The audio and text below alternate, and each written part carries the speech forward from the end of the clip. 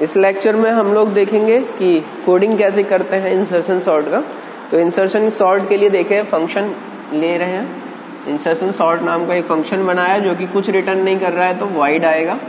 इसमें दो चीज एज अ आर्ग्यूमेंट इंसर्ट हो रहे हैं, एक एरे इंटीजर टाइप और एक n वैल्यू जो कि साइज बताएगा। ठीक है, हम क्या 3 इंटीजर वैल्यू ले रहे हैं, i, की और j।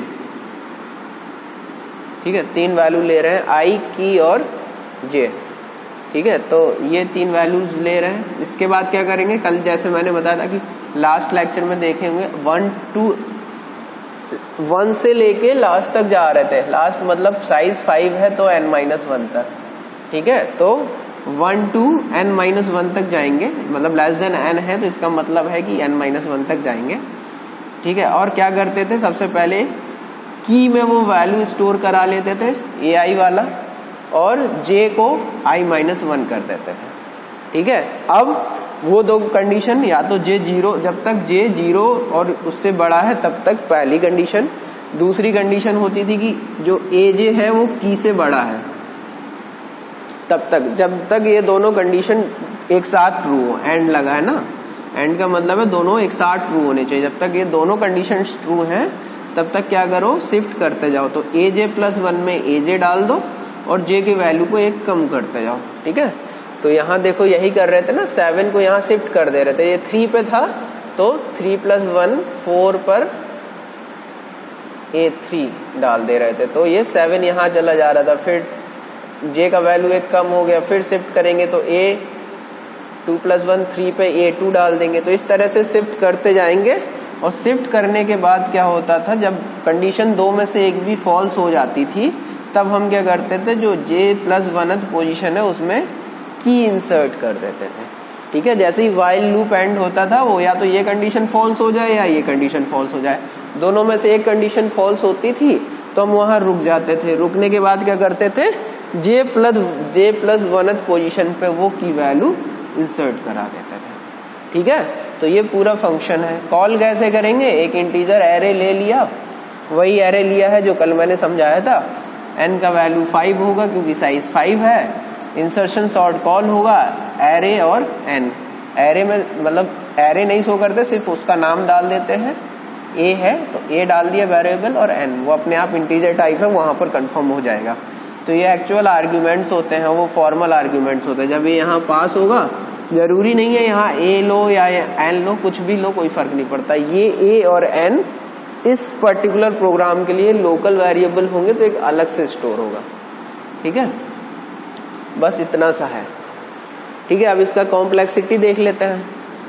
कॉम्प्लेक्सिटी में दो चीज है, पहला तो स्पेस कॉम्प्लेक्सिटी देखते हैं। स्पेस कॉम्प्लेक्सिटी में देखो क्या होगा, क्या ये कोई एक्स्ट्रा स्पेस ले रहा है, सिर्फ 1 2 3 वेरिएबल के लिए एक्स्ट्रा स्पेस ले रहा है।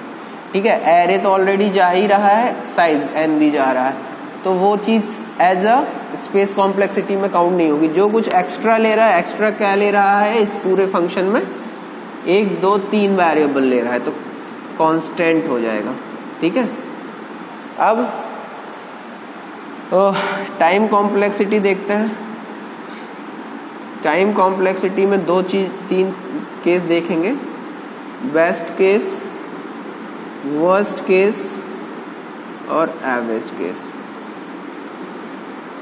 बेस्ट केस कब होगा, बेस्ट केस होगा कि जब ये कंडीशन एक भी व्हाइल लूप एक भी बार ना चले।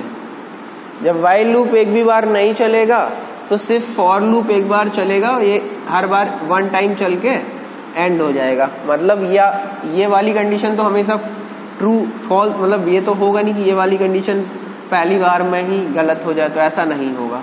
कौन सी कंडीशन फॉल्स हो जाए हर बार, ये वाली कंडीशन। और ये वाली कंडीशन कब फॉल्स होगी, ये वाली कंडीशन कब फॉल्स होगी, ये वाली कंडीशन तब फॉल्स होगी जब एरे ऑलरेडी सॉर्टेड होगा। ठीक है, तो बेस्ट कंडीशन आएगी जब एरे ऑलरेडी सॉर्टेड होगा तब आएगा, और उस कंडीशन में ये सिर्फ एक बार कंडीशन चेक होगी, लूप एक भी बार नहीं चलेगा।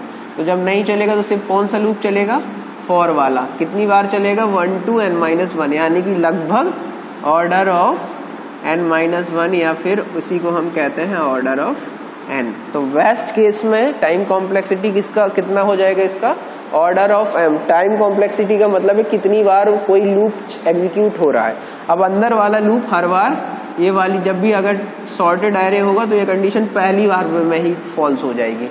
ठीक है, अगर जैसे 1 2 3 4 है तो जब ये i इक्वल्स टू 1 होगा तो ये ऑलरेडी इससे बड़ा नहीं है। ठीक है, फिर i का वैल्यू 3 आएगा तो ये इससे बड़ा नहीं है, फिर नहीं चलेगा।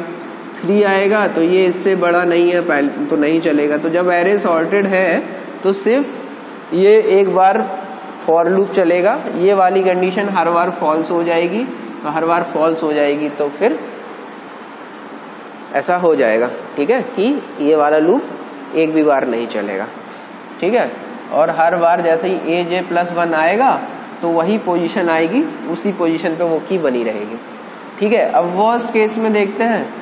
वर्स्ट केस में क्या होता है कि वर्स्ट केस लोगे तो मतलब इस तरह से हो, कुछ उल्टा और एरे सॉर्टेड हो। ठीक है, जब 3 आए तो ये 4 शिफ्ट हो जाए। ठीक है, फिर 2 आए तो ये 4 भी शिफ्ट हो, 3 भी शिफ्ट हो और फिर 2 यहाँ जाए। फिर अगर 1 आए तो 4 भी शिफ्ट हो, 3 भी शिफ्ट हो, 2 भी शिफ्ट हो, फिर 1 आए।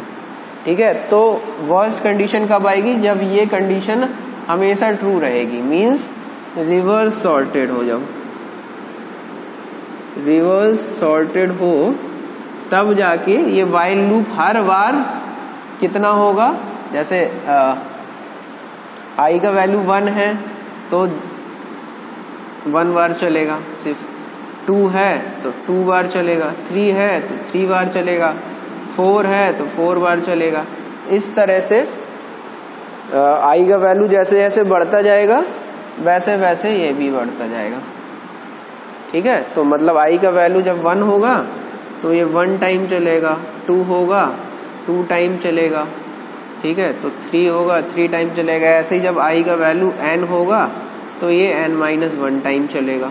तो टोटल कितना चलेगा, एक लूप है बाहर वाला n, मैंने बताया था for i equals to 1 to n, इसके अंदर एक और लूप है for i equals to 1 to n-1 चल रहा है।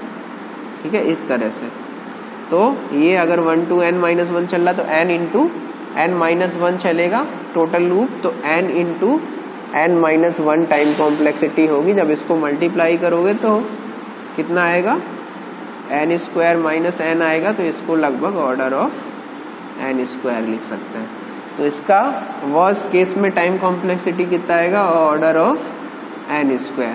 ठीक है, एवरेज केस निकालोगे तो क्या है, n + n²/2।